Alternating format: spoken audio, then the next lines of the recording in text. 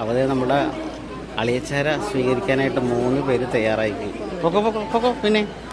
അപ്പോൾ ഒരാൾ പൊക്കി, ഒരാൾ മാല, അളിയൻ്റെ കാലിൽ ഒഴിക്കാൻ വെള്ളമായിട്ട് 3 പേരും. എല്ലാം പറഞ്ഞിട്ടുണ്ട് ഞാൻ. അതെ, നമ്മുടെ ഭൂമിയുടെ വരൻ എത്തിക്കഴിഞ്ഞു ഗൈസ്. വരൻ്റെ പെങ്ങന്മാരും ഒക്കെയാണ്, അമ്മയൊക്കെയാണ് നിൽക്കുന്നത്.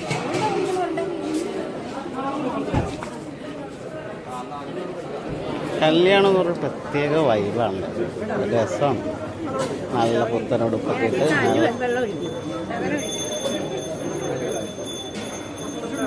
ആ ഷൂ അവിടെ ഊരുക.